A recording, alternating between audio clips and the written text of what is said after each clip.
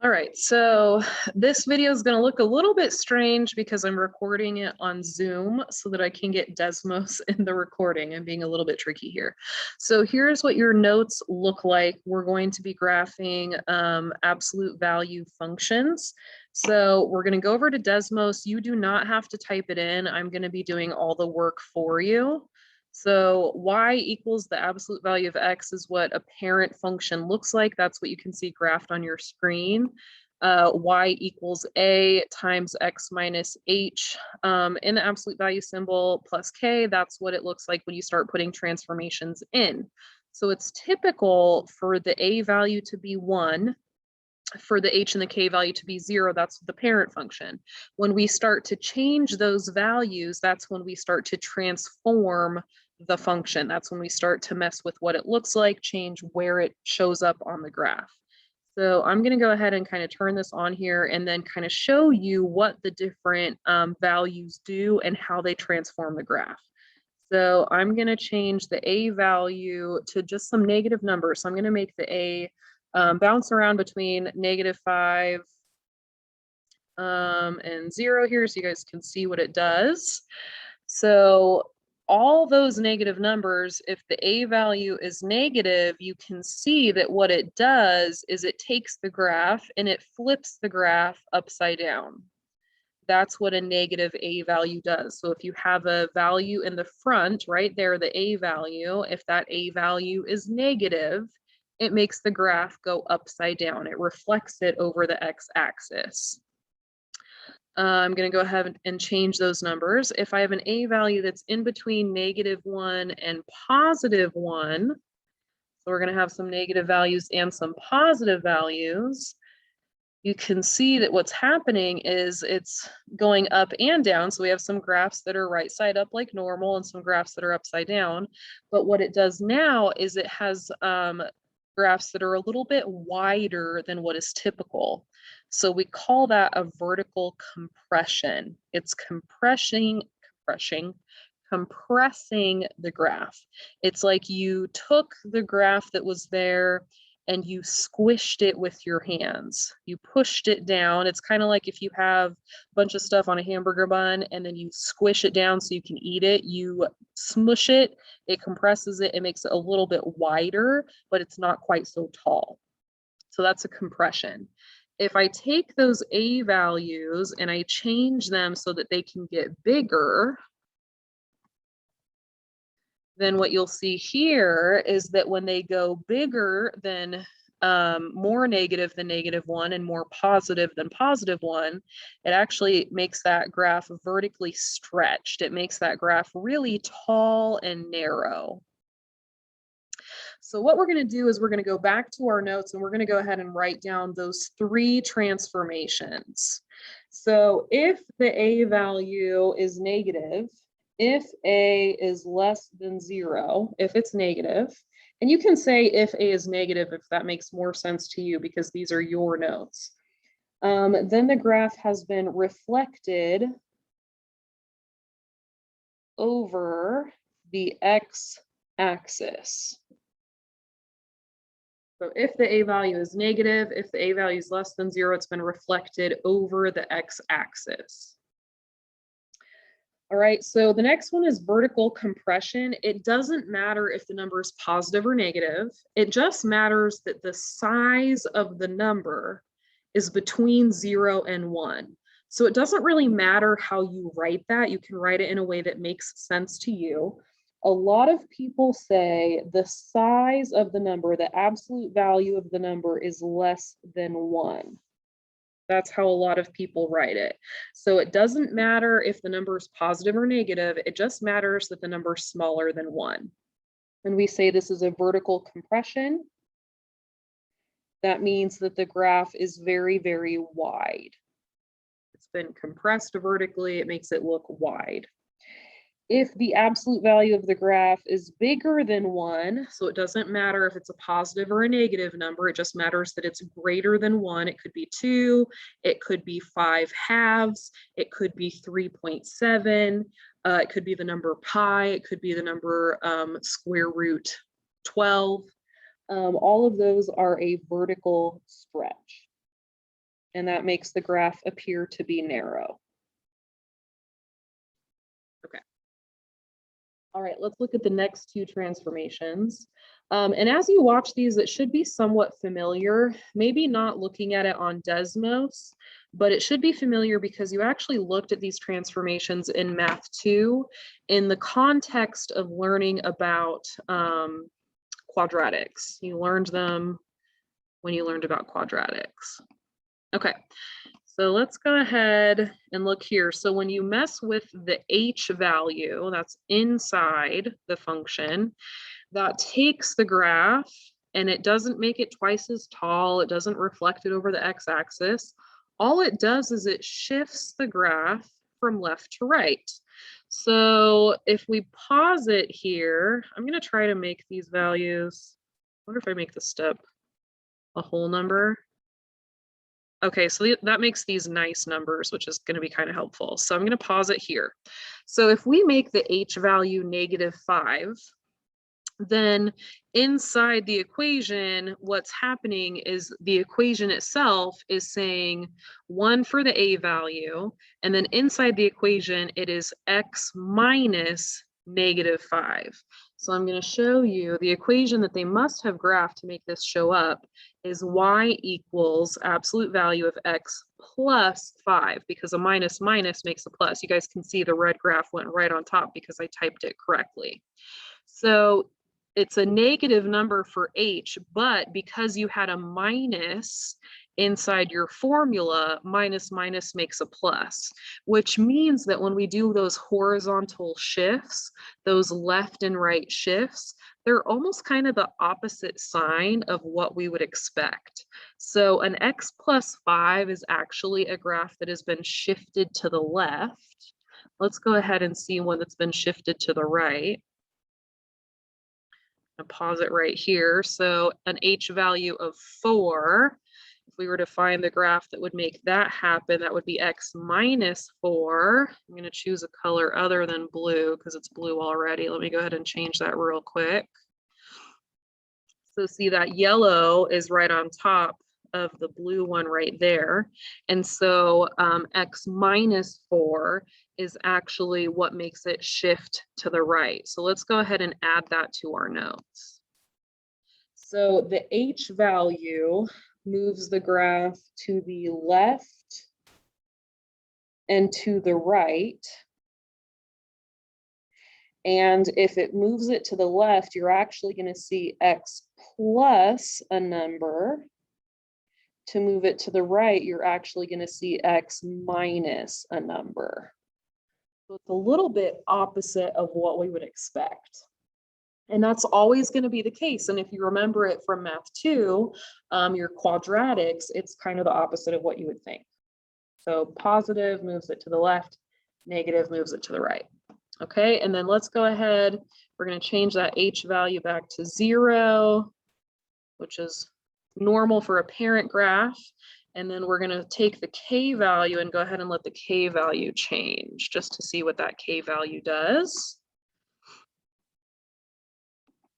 So if you change the k value, that takes the graph and it gives a vertical shift. It moves the graph up and down.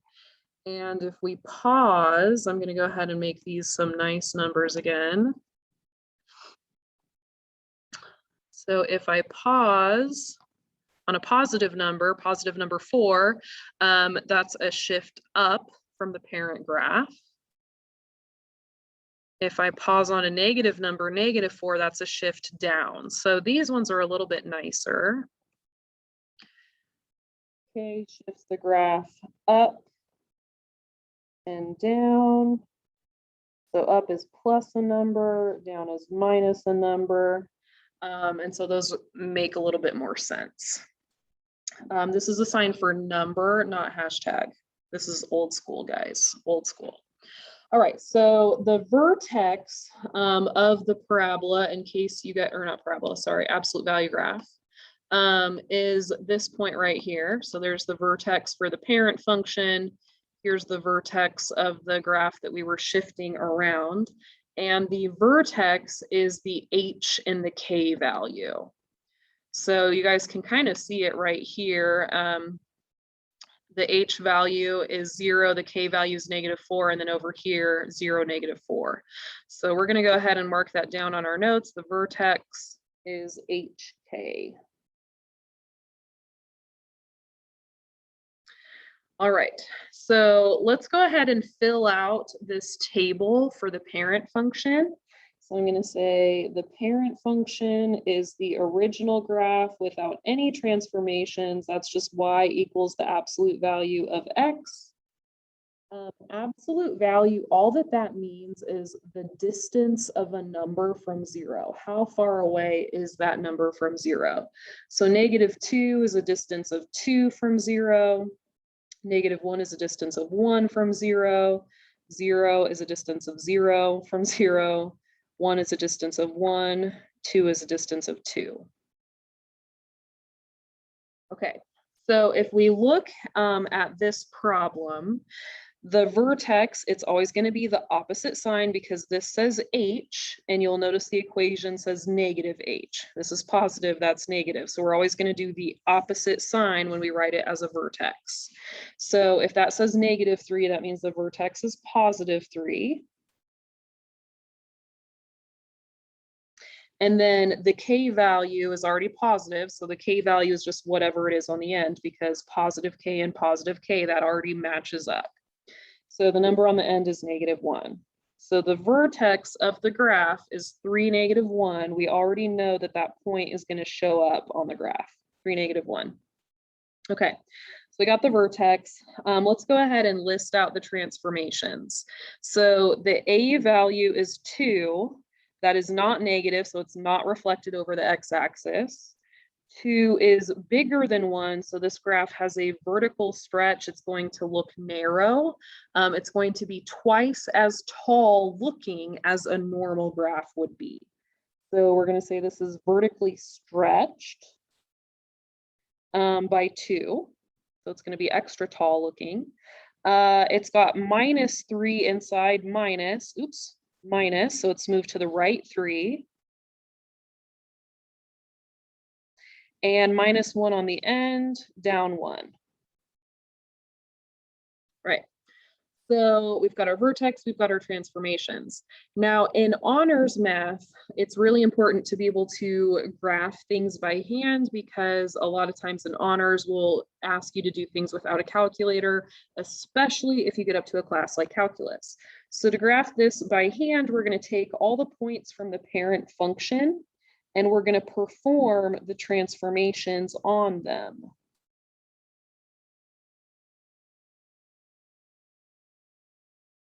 So when you do the transformations, you just have to be careful to make sure that you think about order of operations. So order of operations tells you that things that are multiplied or divided should happen before things that are added or subtracted. So a vertical stretch, making something twice as tall, that includes multiplication. Taking something and shifting it to the right or left, shifting it up or down, that is going to do addition or subtraction. That's what it's going to require to make that translation happen. And so that means that when we take our points and move them, we want to do this transformation first. And then we want to do these transformations after that. So if we were to relate this to math 2, this would be kind of like a dilation. And then these two would be like translations. All right, so I'm going to go ahead. I just like doing this as a chart. I don't know why. You don't have to do it as a chart if you don't want to. All right, now taking a graph and vertically stretching it, vertically, that's up and down, that's going to be a y coordinate change. Vertically stretching is a y coordinate change. So I'm going to take the y coordinates and I'm going to multiply them by 2. So leave the x the same, multiply the y by 2. Leave the x the same, multiply the y by 2. Leave the x the same, multiply the y by 2. Leave the x the same, multiply the y by 2. All right, so that first point is done. So I've done my first order of operations. I've done my multiplying. Now I can go ahead and do these other two transformations at the same time because they both involve adding and subtracting.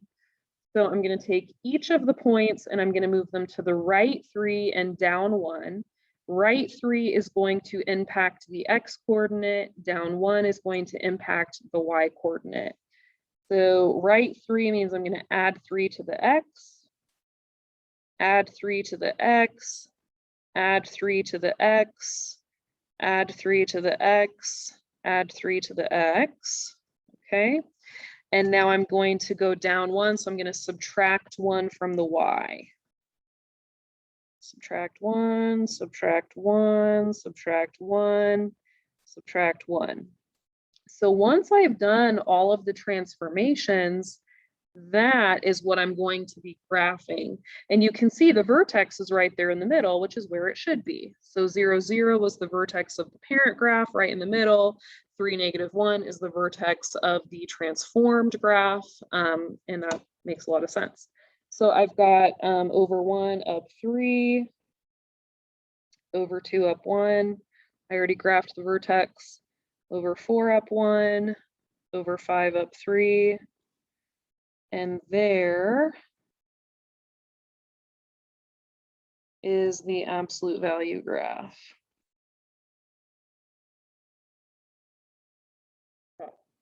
So I'm not going to fill out the table for the other examples, but I do want to just do a little bit more for these notes. So I want to talk about the vertex for this one. So there's no number on the end. I'm going to go ahead and put a +0. So the vertex for this one would be the opposite of the number inside. So the opposite of +1 is -1. And then the number on the outside is 0. In the front, we do have a negative sign. So this one is reflected over the x-axis. We have a 1/2 this time. That's less than 1. So this is a vertical compression of 1/2. We're going to think the opposite. So this says +1, so that means it's moved to the left 1. And there's no number on the end, so that means it has not moved up or down.